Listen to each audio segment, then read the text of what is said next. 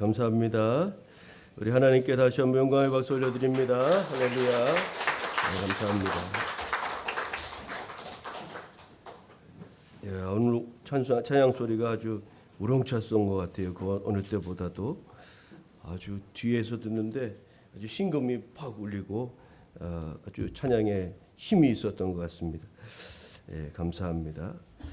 오늘 6월 셋째 주일 함께 은혜 받을 말씀 고린도후서 신약 말씀 봅니다. 고린도후서 5장 6절부터 10절 또 17절까지 17절 이렇게 보겠습니다. 신약 290쪽 고린도후서 5장 6절부터 10절 그리고 17절 이렇게 이제 두 곳을 보겠습니다. 제가 말씀을 봉독하겠습니다. 그러므로 우리가 항상 담대하여 몸으로 있을 때에는 주와 따로 있는 줄을 아노니 이는 우리가 믿음으로 행하고 보는 것으로 행하지 아니함이로라. 우리가 담대하여 원하는 바는 차라리 몸을 떠나 주와 함께 있는 그것이라. 그런즉 우리는 몸으로 있든지 떠나든지 주를 기쁘시게 하는 자가 되기를 힘쓰노라. 이는 우리가 다 반드시 그리스도의 심판대 앞에 나타나게 되어 각각 선악간에 그 몸으로 행한 것을 따라 받으려 함이라. 17절 우리 17절 말씀은 한 목소리로 같이 합독합니다. 그런즉 시작. 그런즉 누구든지 그리스도 안에 있으면 새로운 피조물이라. 이전 것은 지나갔으니 보라 새 것이 되었도다. 아멘. 오늘 우리가 읽은 고린도후서 5장 6절부터 10절 또 17절 말씀을 중심으로 새로운 피조물로서의 삶이라는 제목으로 말씀을 나누겠습니다. 오늘은 성령 강림절 후 네 번째 되는 주일입니다. 낮 기온이 30도를 넘는 한여름 기온을 보이고 있는데 여러분 올 여름은 유난히 더울 것이라는 그런 예보가 벌써부터 이제 나오고 있는데 더운 날씨에 건강 유의하시기를 바랍니다.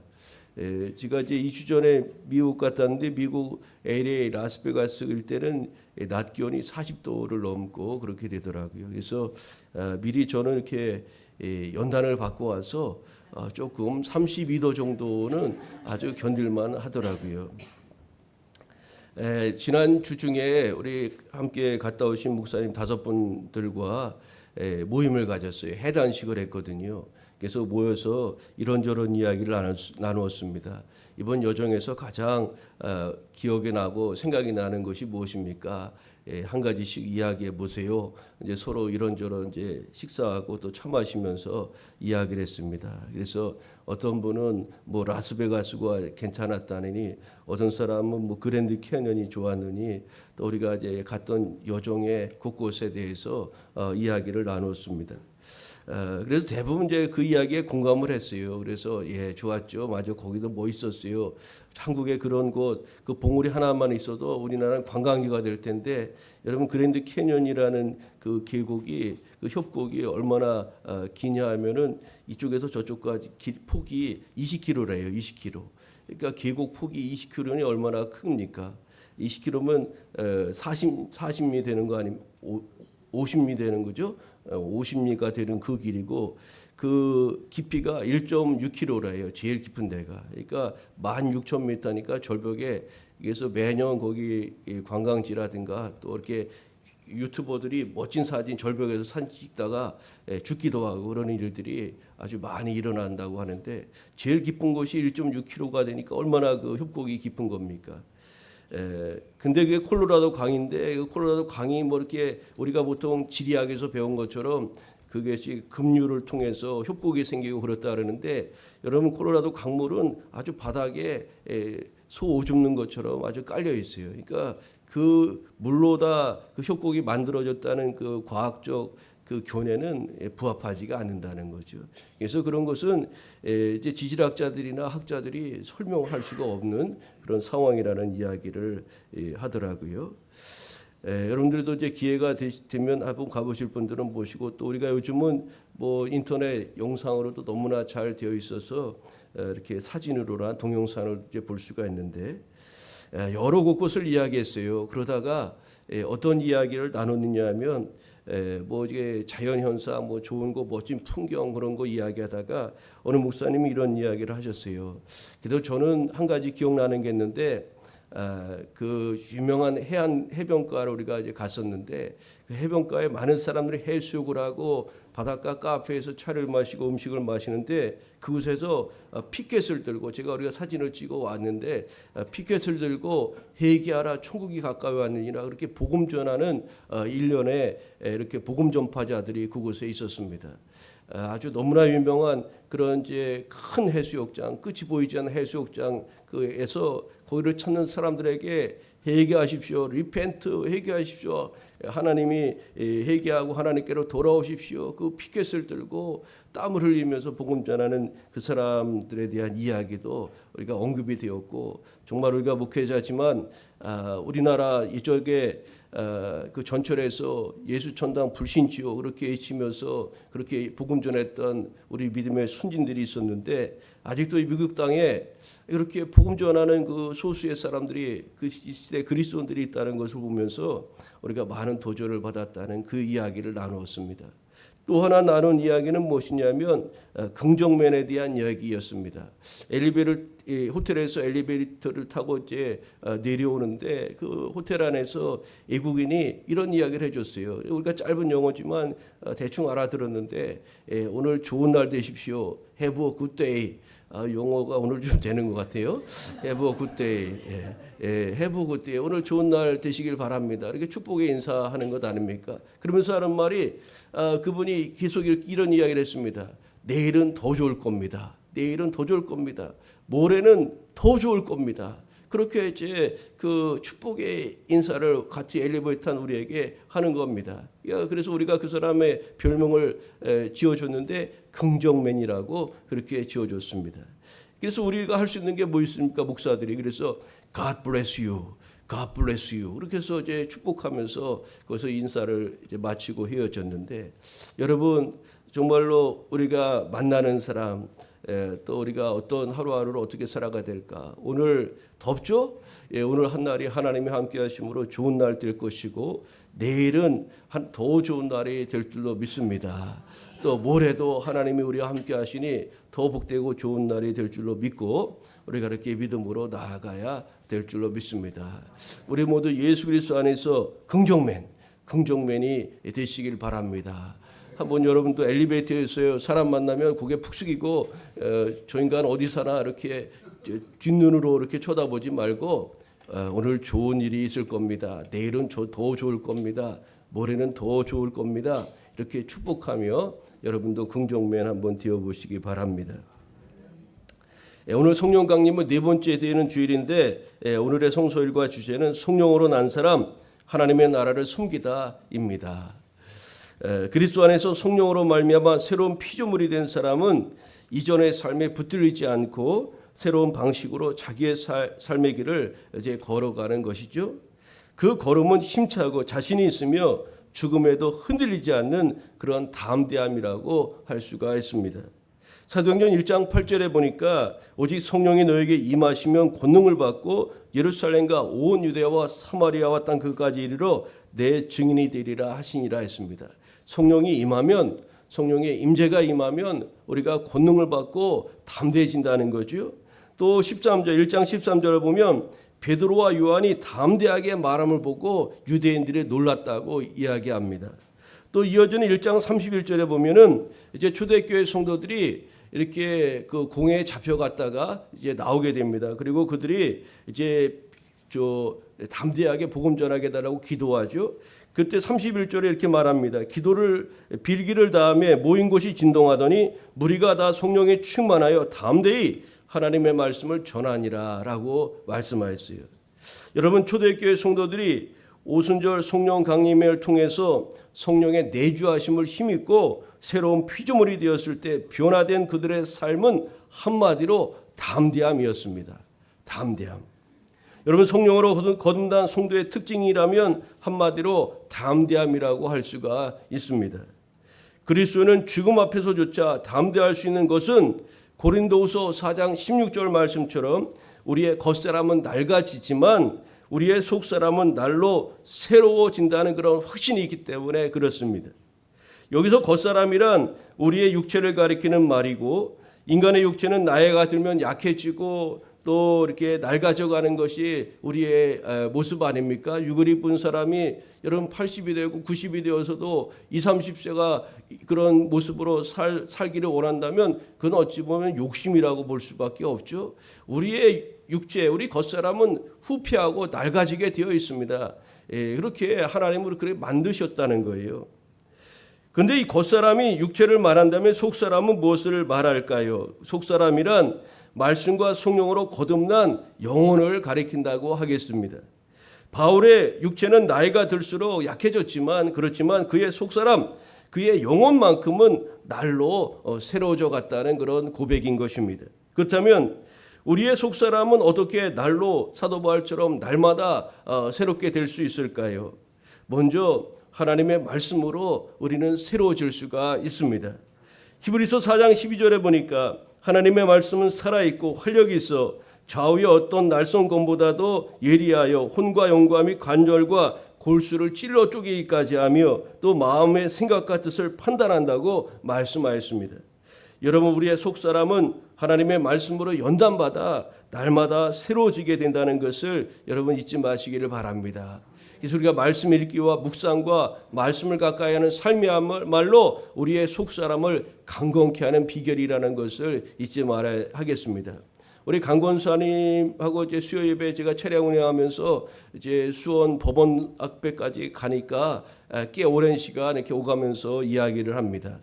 근데 그 권사님이 아주 가정 예배를 얼마나 잘 드리는지 몰라요. 혼자 있을 때 이렇게 예배 생활을 많이 하는데 이 말씀이 정말로 꼭 만든다고 그렇게 저에게 간증을 하셨어요.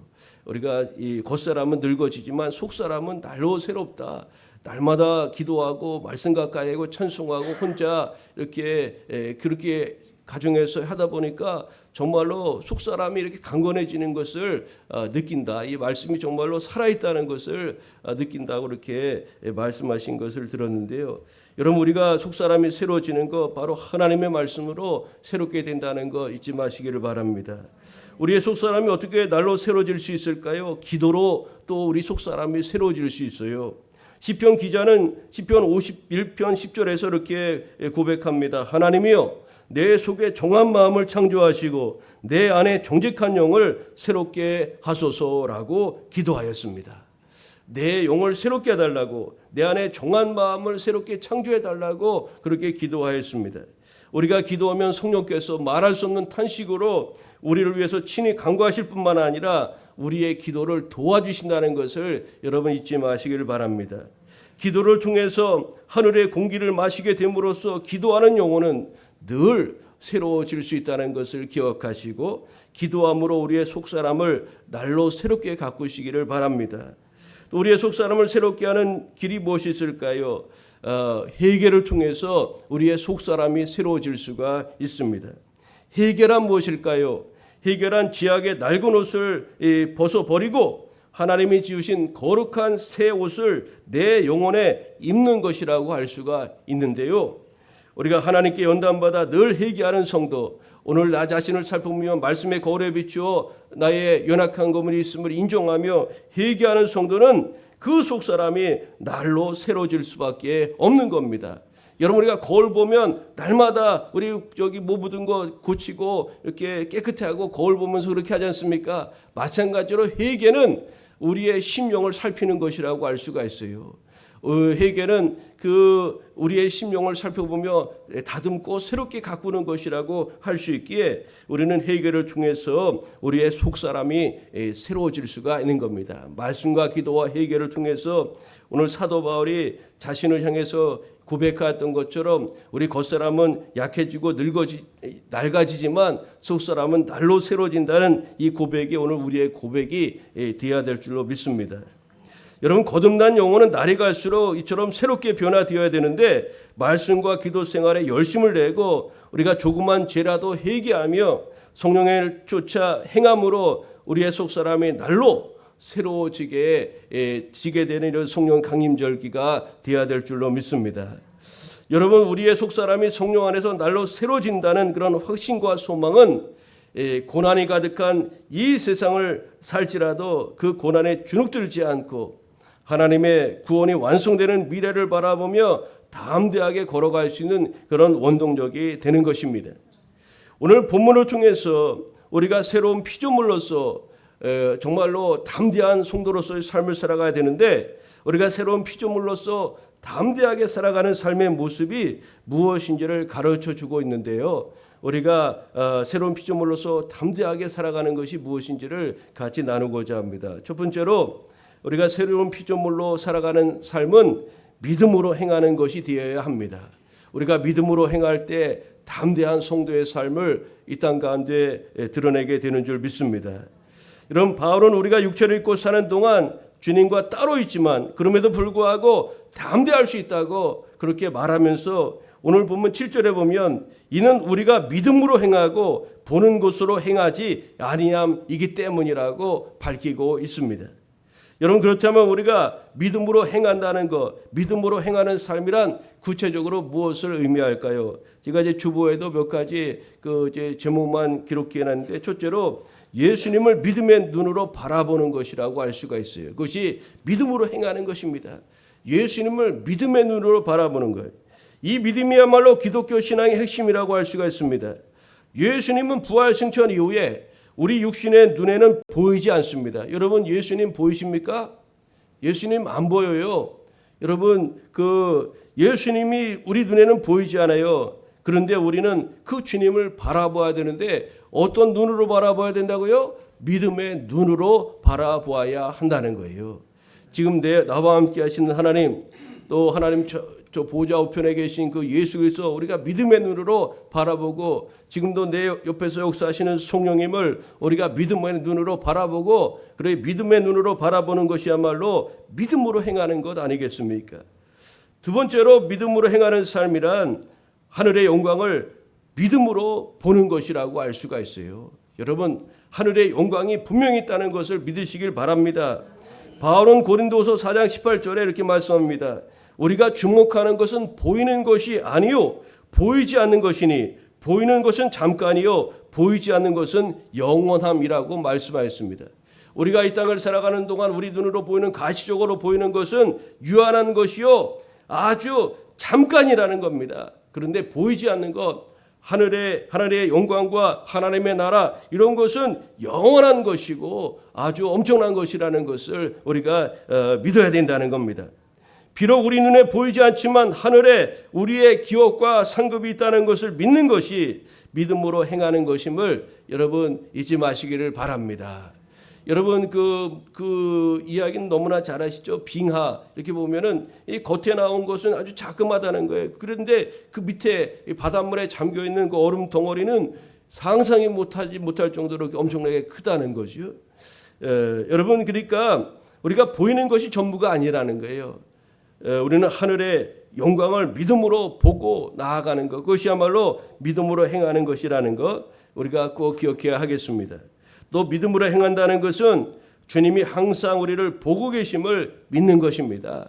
임마누엘의 하나님, 지금도 우리를 살피시고 우리의 일거수일투족을 우리 하나님이 고람되어 우리 눈앞에서 우리를 보고 계시는 하나님이시라는 것을 우리가 믿는 것, 그것이 바로 믿음으로 행하는 것입니다. 마태복음 18장 10절에서 주님은 제자들에게 이런 말씀을 하셨습니다.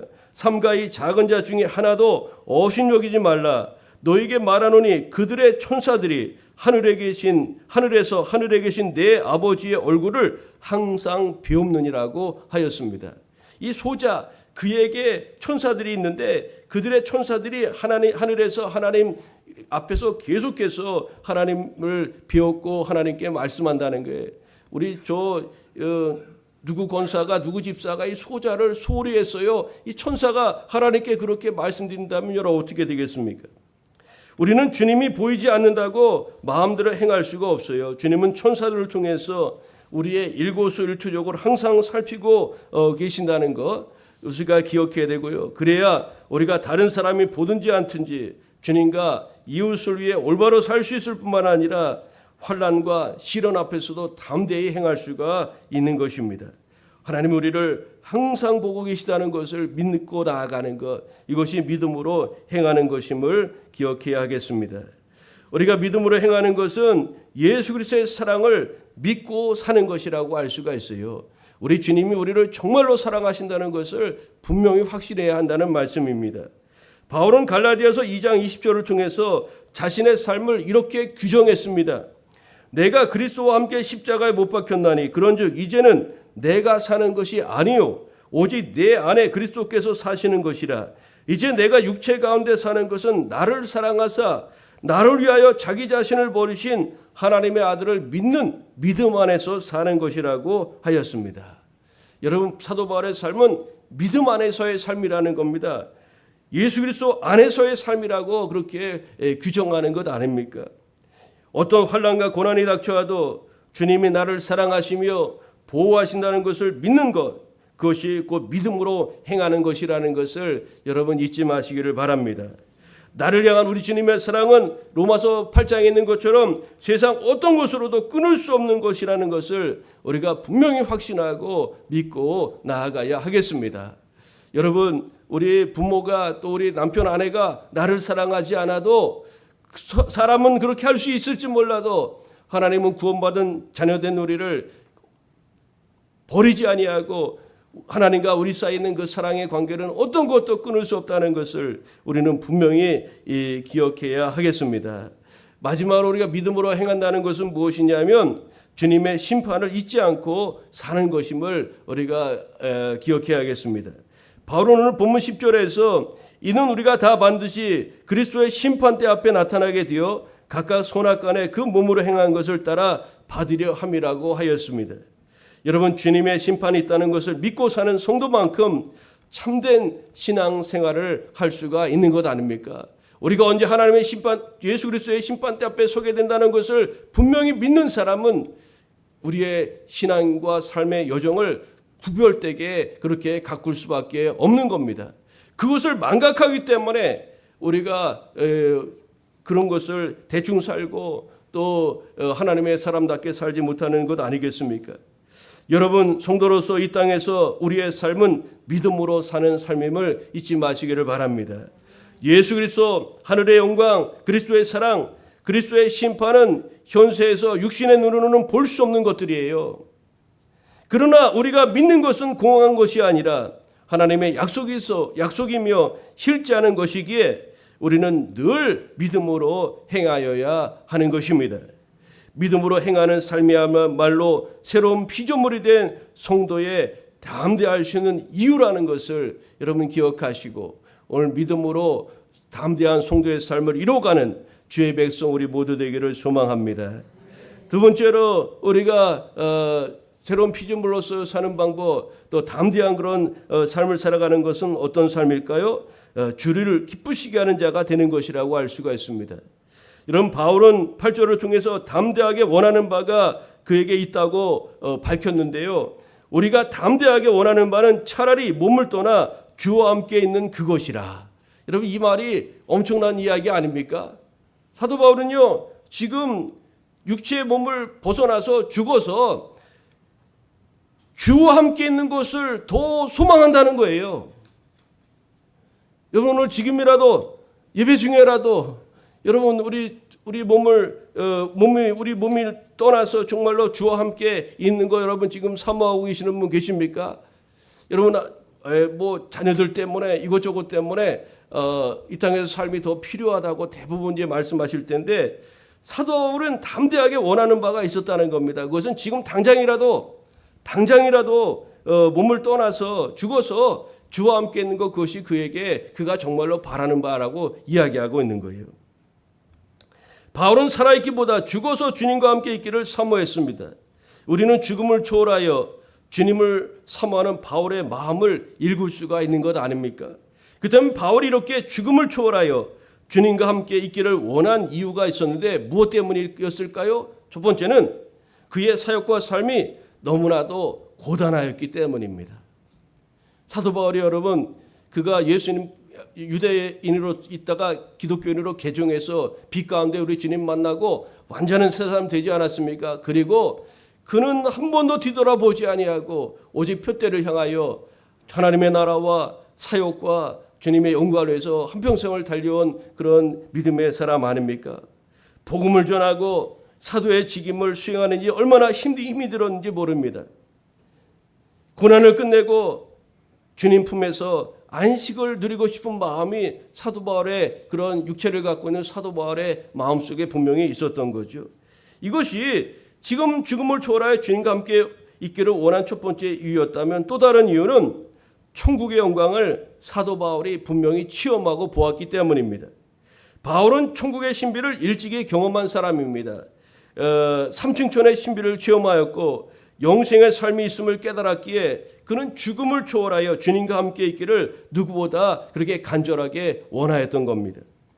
여러분, 바울은 이 세상에 대한 애착이나 미련이 조금도 없었어요.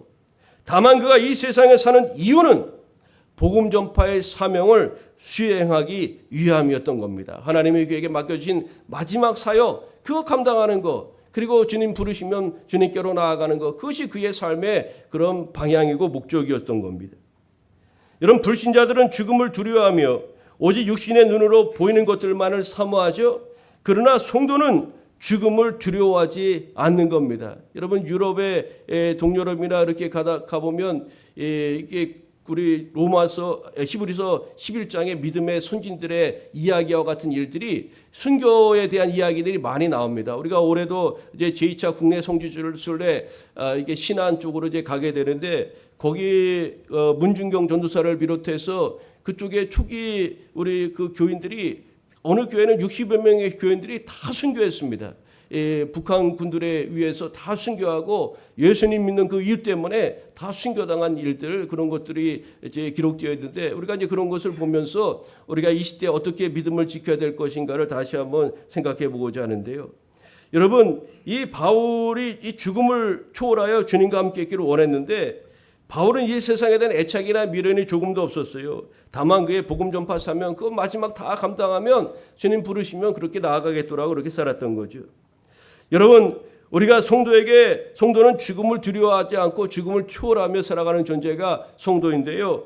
성도에게서 죽음이란 무엇입니까? 영광의 주를 만나는 관문이기 때문에 우리는 죽음을 초월할 수가 있는 것 아닙니까?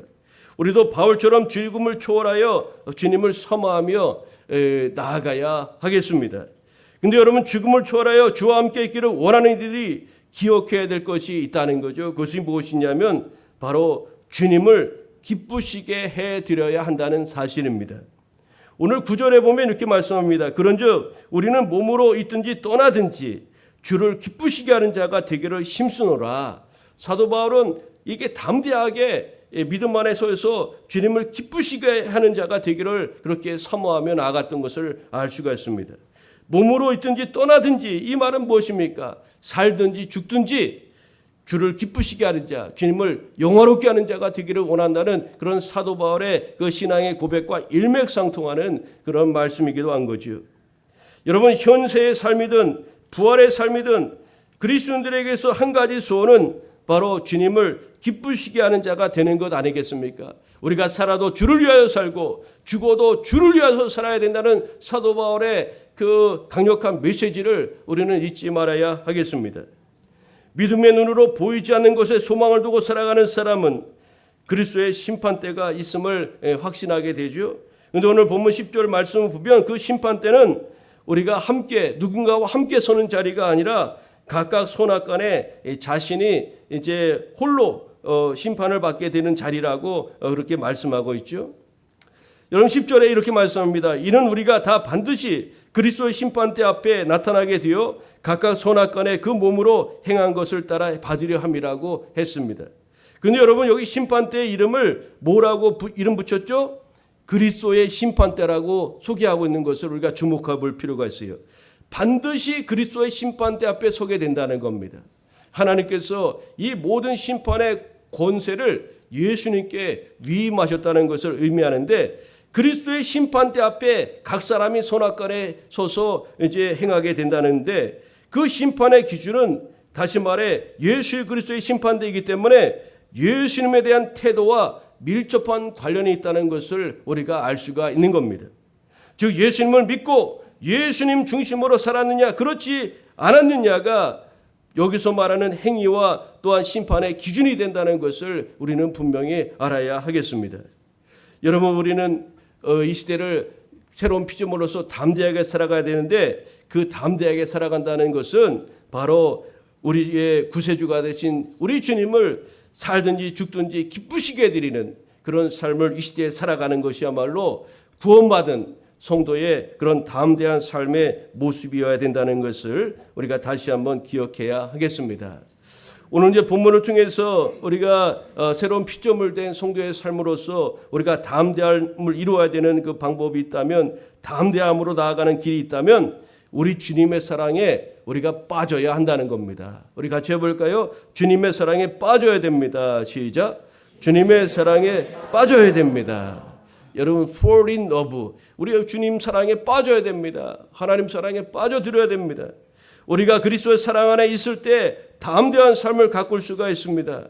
오늘 14절 읽지 않았지만 14절에 보니까 그리스도의 사랑이 우리를 강권하시는도다. 우리가 생각하건대 한 사람이 모든 사람을 대신하여 죽었은즉 모든 사람이 죽은 것이라고 하였습니다. 여러분, 주님이 기뻐하시는 것이 있어요. 그것이 무엇일까요? 사랑입니다. 그 사랑은 모든 것들 중에 제일이라고 고린도전서 13장 13절은 우리에게 말씀하죠. 주님의 사랑에 휘어잡히고 주님의 사랑에 우리가 애워싸이는 일, 그것을 그 주님께서 기뻐하시고 그 사랑이 우리를 담대하게 하는 것입니다. 우리가 하나님 사랑에 휩싸여 있을 때, 하나님 큰 사랑에, 우리 주님 큰 사랑에 우리가 휘어잡혀 있을 때 우리는 담대한 그리스도인으로서의 삶을 가꿀 수가 있는 거죠.